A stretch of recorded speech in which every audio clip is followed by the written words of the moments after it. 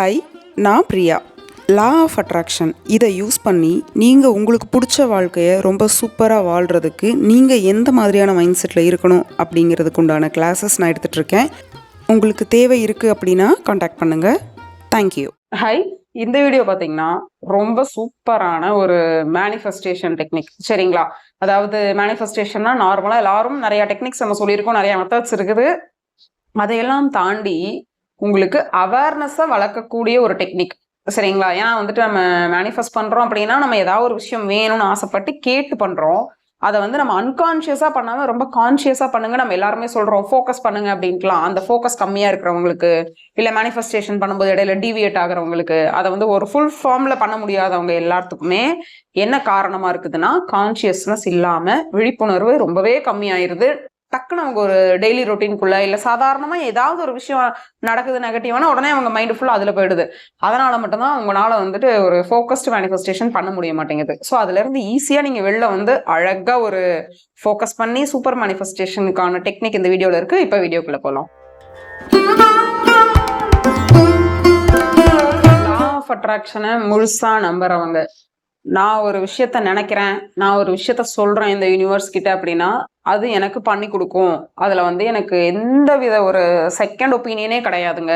நான் ரொம்ப வந்து நம்புறேன், பிலீவ் பண்றேன். அப்படி இருக்கீங்கன்னா நான் சொல்ற இந்த விஷயங்கள்லாம் உங்களால ஈஸியா கனெக்ட் பண்ணிக்க முடியும். உங்களால வந்துட்டு ஃபர்தரா அடுத்தடுத்தது வந்து நீங்க எப்படி இருக்கணுங்கிறத நம்ம டிஸ்கஸ் பண்ணும்போதே உங்களுக்கு தெரிஞ்சிடும். இப்போ அவேர்னஸை வளர்த்துக்கணும். எல்லாரும் சொல்றாங்க எப்படி அவேர்னஸை வளர்த்துக்கிறது அப்படின்னா, டெய்லி லைஃப்ல உங்களோட ரொட்டீனாவே, அதாவது அது ஒரு ஹேபிட்டா, அதை ஒரு விஷயமா பண்ணாம என்னோட தன்மையாவே நான் இயற்கையிலேயே நான் அவேர்னஸா தான் இருப்பேன் அப்படிங்கிற விஷயத்த விட்டுறலாம். இப்போ நீங்க டெக்னிக் பண்றீங்க இல்லையா, அந்த டெக்னிக்ல உங்களோட லைஃபுக்குள்ள அந்த டெக்னிக் பண்ற அந்த டைம்ல நீங்க எப்படி அவேர்னஸா இருக்கிறது, அது எப்படி பிற்காலத்துல உங்களுக்கு அது ஹேபிட்டா மாறுதுன்னு நம்ம பார்க்கலாம். அதாவது இப்ப நீங்க ஏதாவது ஒரு விஷயம் இப்ப என்ன பண்ண போறோம்னா, நம்ம நெகட்டிவான விஷயங்கள் எல்லாம் நம்ம நிறைய நோட் பண்ண போறோம் நம்ம லைஃப்ல. பாசிட்டிவ் எல்லாம் விட்டுருங்க. இந்த டெக்னிக் வந்துட்டு நீங்க அவேர்னஸ்க்கான டெக்னிக்னு சொல்லிட்டு பாசிட்டிவ் விட சொல்றீங்களே அப்படின்னா, நெகட்டிவான விஷயத்த நம்ம வந்து கவனிச்சோம் அப்படின்னா மட்டும்தான் நமக்கு அவேர்னஸ் கிரியேட் ஆகும். ஏன்னா சந்தோஷமா இருக்க யாருக்குமே வந்துட்டு தலைக்கால் புரியாது, காதெல்லாம் அடைச்சிரும். நம்ம சந்தோஷமா இருக்கோம், ஹாப்பியா இருக்கோங்கிற அந்த இதுவே நம்ம ஐம்புலன்களையும் சாத்திரும். நம்மளால வெளில எதையுமே வந்து பார்க்க முடியாது. ஆனா நெகட்டிவா ஒரு சின்னது நடந்தா கூட நம்ம அதை வந்து மைண்ட்ல எப்பவுமே வச்சுட்டு இருக்க அளவுக்கான அந்த ஒரு சக்தி வந்து எதுக்கு இருக்குன்னா பாசிட்டிவை விட நெகட்டிவ்க்கு தான் இருக்கு. அது உங்க எல்லாருக்குமே நல்லா தெரியும். உங்களுக்குலாம் வந்துட்டு நிஜமா நம்ம சொல்லி தரவே தேவையில்லை. நீங்க வந்து இந்த விஷயத்துல கஷ்டப்படுறீங்க, இதனால வருத்தப்படுறீங்க, ஃபேமிலி லைஃப் சரியில்லை, நீங்க ஆசைப்பட்ட ஜாப் கிடைக்கல, படிப்பை வந்து உங்களுக்கு பிடிச்ச படிப்பு நீங்க படிக்கல, அப்பா அம்மா சரியில்லை, கல்யாணம் இருந்ததுன்னா ஃபேமிலி ப்ராப்ளம்ஸ், குழந்தைங்க இருக்குன்னா குழந்தைங்கனால ப்ராப்ளம், இல்லை வந்து பிஸ்னஸ்ல ஏதாவது ப்ராப்ளம், இப்படி என்னென்னவோ இருந்துட்டு போட்டுமே, அதை நீங்க வந்து நோட் பண்ணும்பொழுது உங்களோட மைண்ட் வந்து ரொம்ப தெளிவான ஒரு, அது நானே இல்லை யாருக்கோ ஒரு தேர்ட் பர்சன் இல்லை வந்து 40th பர்சன் 50th பர்சனுக்கு நடக்குது, அது என் காதில் வந்து விழுகுதுன்னா அவங்களுக்கு ஒரு சொல்யூஷன் கொடுக்கணும்னா நான் என்ன மைண்ட் செட்டில் இருப்பேன் அப்படிங்கிறத நம்ம ரொம்ப கீனாக அப்சர்வ் பண்ணுறோம். இப்போ என்ன பண்ண போகிறோம்னா நம்ம அப்சர்வ் பண்ணுறோம்.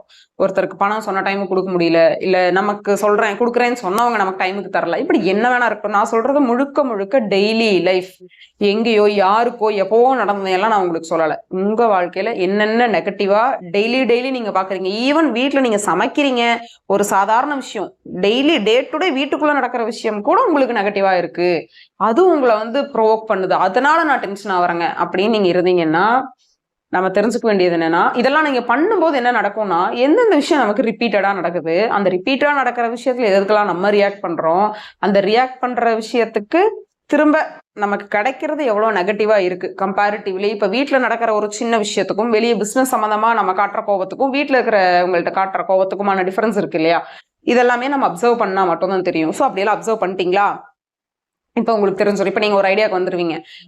இப்போ இந்த அப்சர்வ் பண்ற டைம்லயே உங்களோட மைண்ட் செட் எப்படி இருக்கணும்னா, இப்போ நான் வந்து கர்மாவை கண்டுபிடிக்கிறோம் நம்ம.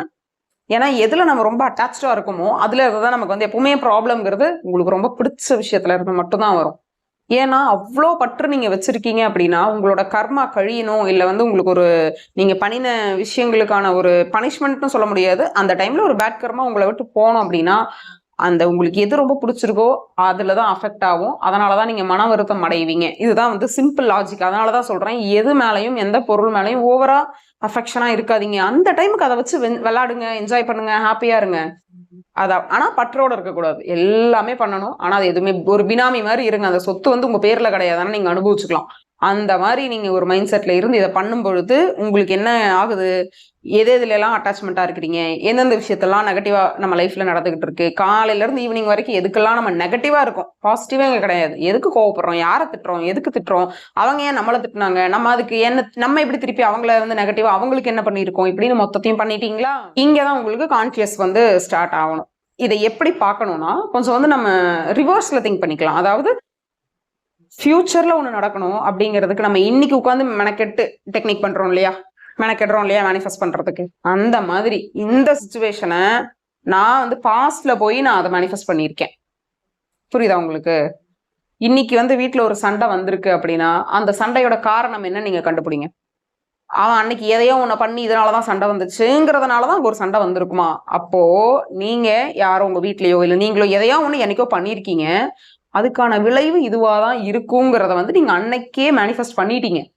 எப்படி பண்ணிருக்கீங்க? அவேர்னஸ் இல்லாம எதையோ ஒரு தப்பு பண்ணிட்டீங்களே, ஏதோ ஒரு கடன் வாங்கிட்டீங்க, ஏதோ என்னமோ பிரச்சனைங்க. அதுக்கான அந்த மூலம் அந்த சோர்ஸ் வந்து நடந்தது இல்லையா? அந்த சோர்ஸ் பண்ணுனது நீங்க, அதை மேனிஃபெஸ்ட் பண்ணது நீங்க. அது வந்து அதுக்குண்டான அந்த ரிசல்ட் இன்னைக்கு நமக்கு நடந்துகிட்டு இருக்கு அப்படின்னு நம்ம யோசிக்கிறோம். இதே மாதிரி ஆஃபீஸ்ல, இதே மாதிரி வெளியில ரோட்ல நீங்க யாருக்கிட்டையுமே ரோட்ல மூஞ்சி காமிச்சு பேசுறது, சடனா திட்டுறது, யாருன்னே தெரியாது அவங்களுக்கு, இப்பெல்லாம் எதுவுமே பண்ணாதீங்கன்னா இதெல்லாமே தான் அவேர்னஸ். இது எல்லாமே தான் கான்சியஸ்னஸ். அவேர்னஸ் வளர்த்துக்கோங்க, கான்சியஸ்னஸ் வளர்த்துக்கோங்கன்னா உங்களை கொண்டு போய் நான் இமயமலையிலேயோ ஒரு ரிஷிகேஷ்லயோ உட்கார வச்சு பாபாஜி குகைக்குள்ள உட்கார வச்செல்லாம் உங்களால மெடிடேட் பண்ணி நீங்க அவேர்னஸ் எல்லாம் கத்துக்க முடியாது. தினம் நீங்க யாரையெல்லாம் பாக்குறீங்களோ, டெய்லி கூட யாரு வாழ்ந்துட்டு இருக்காங்களா, யாரு கூட பழகுறீங்களோ அவங்க கிட்ட இருந்து தான் உங்களுக்கு அவேர்னஸை பில்ட் பண்ணிக்க முடியும்.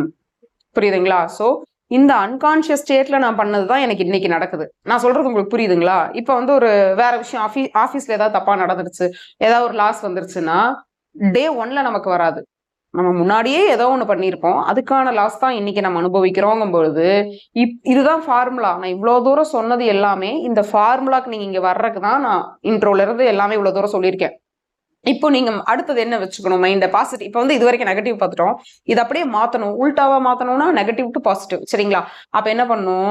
இன்னைக்கு எதையாவது ஒண்ணு பண்ணேன் அப்படின்னா இன்னும் ஒரு 3 மாசம் கழிச்சோ, ஒரு வாரம் கழிச்சோ, 10 நாள் கழிச்சோ நான் இன்னைக்கு பண்ணது எனக்கு ஏதாவது ஒரு மேனிஃபெஸ்ட் ஆயிரும். ஏதாவது தானா நடக்கும். நீங்க வந்து நம்ம நினைச்சிட்டு இருக்கோம் எனக்கு ஒரு கார் வேணும் அப்படிங்கறதுனால நான் உட்கார்ந்து அந்த வேலையை செய்யறதுனாலதான் அந்த காரை நான் வாங்குறேன். ஒரு வேலை வேணும்னா நான் அதை உட்கார்ந்து செய்யறேங்கிறதுனாலதான். அப்படி கிடையவே கிடையாது. நீங்க மூச்சு விடுறதுல இருந்து பேசுறதுல இருந்து நான் இன்னைக்கு உங்ககிட்ட இப்படி உட்காந்து பேசுறதுல இருந்து எல்லாமே மேனிஃபெஸ்டேஷன் பண்ணிக்கிட்டு இருக்கிறோம். மேனிஃபெஸ்டேஷன்ங்கிறது வந்து பிரசன்ட்ல யூனிவர்ஸ் மாதிரியே தான் மேனிஃபெஸ்டேஷன் பிரசன்ட்ல தான் இருக்கும். அது பாஸ்ட்ல நான் பண்ணேன், ஃபியூச்சர்ல பண்ண போறேங்கிறதெல்லாம் இல்லை. இந்த கணத்துல நீங்க என்ன நினைக்கிறீங்களோ அதுக்கு நாளைக்கு நடக்கும். இந்த க்ஷணம் வந்து நீங்க என்ன பேசுறீங்களோ, நீங்க என்ன வார்த்தை விட்டீங்களோ அந்த வார்த்தைக்கு உண்டான ஒரு விளைவு நீங்க அனுபவிப்பீங்க. அதனாலதான் ரொம்ப கான்சியஸா இருங்க. பேசும்பொழுது, செய்யும் பொழுது, ஒரு விஷயத்த திங்க் பண்ணும் பொழுதுன்னு சொல்றது எல்லாமே என்னன்னா இந்த அவேர்னஸ் இல்லாம நம்ம பண்ற எல்லாமே எப்படி இருக்கும்? நான் ஒரு மண்ணு குதிரை எடுத்துட்டு ஆத்துக்குள்ள போனா எப்படி? முடியாது இல்லையா? ரீசெண்டா பாத்தீங்கன்னா என்கிட்ட கவுன்சிலிங் வர சிலருக்கு அது என்னமோ தெரியல, அந்த வந்திருக்கு எல்லாருமே ஒரே விஷயத்தான் சொல்லி வராங்க. மாமியார் மருமக சண்டை,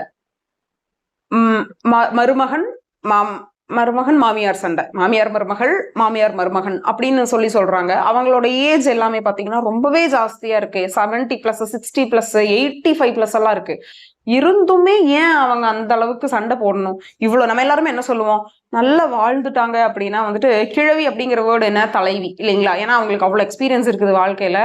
அவங்க பெரியவங்கள்ட்ட இருந்து நம்ம கத்துக்கணுங்கிறதுக்காக தான் வீட்டு பெரியவங்கள்ட்ட போய் ஆசீர்வாதம் வாங்கிக்க சொல்றோம். பெரியவங்க நம்ம கத்துக் கொடுப்பாங்கன்னு அந்த பெரியவங்கன்னு நம்ம ஒண்ணு வைக்கிறோம் இல்லையா? அந்த பெரியவங்க வந்து பெரிய மனுஷத்தனமா நடந்துக்காம இன்னுமே சின்ன பிள்ளைத்தனமா சண்டை போடுறது இதெல்லாமே பண்ணிக்கிட்டு இருக்காங்க அப்படின்னா என்ன அர்த்தம்னா அவேர்னஸ்ங்கிறது இல்லை. அந்த அவேர்னஸ் இல்லாத காரணத்தினாலதான் எனக்கு வந்து ரொம்ப வருத்தப்படுறது என்னன்னா அந்த 85, 75ங்கிறவங்கலாம் ஆல்மோஸ்ட் அவங்களோட லைஃப் வந்து ஒரு 4 சர்க்கிள் முடிச்சுட்டாங்க. இன்னுமே அவங்க அதை தெரியாம இருக்காங்களே, இதுக்கப்புறம் அவங்க எப்படி அதெல்லாம் தெரிஞ்சுக்குவாங்க அப்படிங்கிற அந்த வருத்தம் வந்து எனக்கு இந்த ஒரு லாஸ்ட் ஒரு 1.5 வீக்காவே என் மைண்ட்ல அதுதான் ரிப்பீட்டடா ஓடிக்கிட்டு இருக்கேன். அவங்க இப்படி இருக்காங்க, அவங்க எப்படி தெரிஞ்சுக்குவாங்க, இது எப்படி அவங்களுக்கு புரிய வைக்கிறது அப்படின்னுட்டு. கண்டிப்பா நான் வந்து இந்த மாமியார் மருமகள் பத்தி நான் ஒரு வீடியோ போடணும்னு நினைக்கிறேன். ஏன்னா அந்த அளவுக்கு நான் ரொம்ப அஃபெக்ட் ஆயிட்டேன்னு வைங்க. ஸோ வந்துட்டு அந்த அவேர்னஸ் கான்சியஸ்னஸ் இல்லாம உங்களால உங்க கூட இருக்கிற பக்கத்துல இருக்க உங்க பக்கத்து டேபிள்ல இருக்கவங்களோட கூட உங்களால நிம்மதியா இருக்க முடியாதுங்கும் போது நீங்க வந்து எந்த அளவுக்கு இருக்கணும்? இல்லைங்க நான் கான்சியஸா இருக்கேன், என்னை சுத்தி இருக்கவங்கலாம் அவங்களாம் எப்படி வந்துட்டு போறாங்க? நீங்க உங்களை மாத்த ட்ரை பண்ணுங்க. இப்ப நான் சொன்னது என்னன்னா நெகட்டிவான எல்லா விஷயங்களையும் பார்க்குறீங்க. இந்த நெகட்டிவிட்டியை நான் தான் பாஸ்ட்ல அட்ராக்ட் பண்ணியிருக்கேன், இனிமே நான் வந்து அந்த மாதிரி பண்ணக்கூடாது. ஒரு நெகட்டிவான சுச்சுவேஷனையும் நீங்கள் கண்டுபிடிக்கும் போது எல்லாமே இனிமே பாசிட்டிவாக இருந்துடணும். இப்போ நம்ம இந்த செகண்ட்ல இருந்து பாசிட்டிவாக நினைக்கணும். இப்போ என்ன நடந்ததோ அதுக்கு ஆப்போசிட்டாக நம்ம இருக்கணும். நம்ம இனி நல்லது நினைக்கணும். ஏன்னா ஃபியூச்சர்ல இதே மாதிரி தான் திரும்ப எனக்கு வந்துடும் அப்படிங்கிற அந்த அவேர்னஸ் தான் உங்களுக்கு ஒரு நல்ல ஒரு பாதையை கொடுக்குமே தவிர, ஒருத்தன் திட்டான், ஒருத்தன் ஈகோவை டச் பண்ணிட்டாங்கிறனால திரும்ப நான் அதே மாதிரி தான் அவனை போய் பண்ணுவேன் அப்படின்னு நீங்க போனீங்கன்னா டேஷிங் இருந்துட்டே தான் இருக்குமே தவிர அந்த இடத்துல சொல்யூஷன் கிடைக்காது. ப்ளீஸ் தயவு செஞ்சு எல்லாரும் நிம்மதியா வாழணுங்க. அவ்வளவுதான், சிம்பிளா. திரும்ப நான் நிறைய எல்லா வீடியோலயும் அதான் சொல்லிட்டு இருக்கேன். தயவு செஞ்சு எல்லாரும் அவேர்னஸா இருங்க. உங்களுக்கு அந்த ஒரு ஃப்ரீயா ஹாப்பியா வாழுங்க. யார் மேலேயும் வந்துட்டு ஒரு ஈகோ வச்சுட்டு அவன் என்ன அப்படி சொல்லிட்டான், இவன் என்ன இப்படி சொல்லிட்டான்னு அன்கான்சியஸான ஒரு வாழ்க்கையை வாழ்ந்தீங்கன்னா உங்களுக்கு தான் ஒரு லைஃபே வேஸ்ட், ஒரு பர்த்தே வேஸ்ட். தேங்க்யூ.